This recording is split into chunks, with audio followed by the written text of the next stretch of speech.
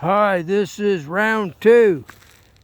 The ego versus God.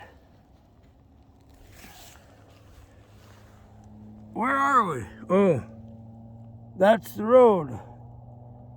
That's the spit in the road. There we are. Okay, so here is some beautiful mountains. That one's just kind of peeking over to the top of the hill. Anyway, back to round two, ego versus God. So, somebody is teaching that become God, become a God. And I'm thinking, there's an ego problem waiting to happen. So, it's not like that. You don't become God or realize that you're God. You know, big me, I'm mighty powerful individual, ego self, becoming God. No, it's that you realize that there's just one God, and it's everything. So we don't exist. So we're like nothing compared to everything that's separate is actually not separate. So that means our conception that we're separate people is not right. It's an illusion. It's delusional. When you can correct this delusion by realizing that there's one thing, you can call it God. Whether it had a mind in the first place or not, I don't really care. If it doesn't, then we emerge through evolution within God. So God has mind. Us.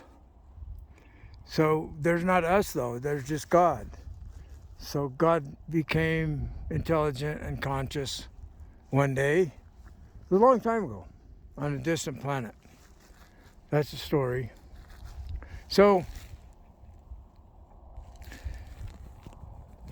the reason that I think this is important to understand how the Sikh religion thinks like this is what they teach also.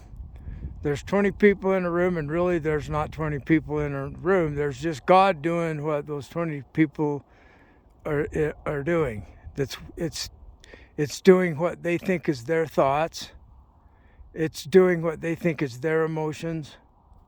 It's doing what they think is their separation from each other. So it's just the one God that's all that is, and it's not divisible. It's not possible to cut it in half. There isn't anything to cut it in half. So,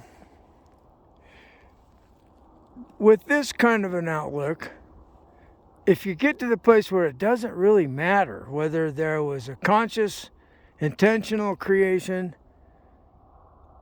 and we're describing it in the way I'm talking about, it's such that it created us in this way as an aspect of its own self, and it's all powerful, all knowledge, intentionally creating evil. Good luck with that. The other option is that fundamentally there's no consciousness. We emerged within this oneness through biological evolution, and the brain emerged through biological evolution, and now there's consciousness. So that means God didn't create the evil. The evil is with the beings that emerged from creation. It's just our potential to do each other wrong. That's all. There's no other evil than that. And there's no authority over us. There's no one that ultimately is the end all and say all of all that is. Where we thought there was a God there's just like rocks and water. And like the creation story in the Rig Veda, from the water, the deep water, intelligence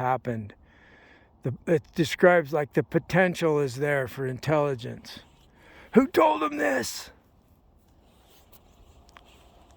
I was just seeing how there's evidence of something huge going through our solar system long ago that disrupted the planet's orbit. Maybe it was them, and they communicated to the people of Earth 100,000 years ago. And we have, 50,000, whatever. The Rig Veda might be 10,000 years old, spoken orally. It's a hymn they sing, the creation hymn in the Rig Veda, that says the gods came from creation. And this is what Thomas Paine thought too, the deists of the founding fathers. They thought that everything is created by nature, but from creation. So then what is nature's God? I guess it's the top dog. It's the one that has the most power. It ain't human, so forget about it. You're not going to get there in the form of a human. So they're like the most powerful extraterrestrials that are of transcend. They're so advanced, they're instantly here and everywhere else, just like everything else. They're the level of quantum entanglement or quantum oneness, quantum mind. And so they can pick to be me as their identity if they want. So people will experience God as my identity, but it's not God, it's just this higher being teaching people. You'd much rather have the actual God be God than me. I'm just an egotistical human being with a smartphone on a hillside making a video.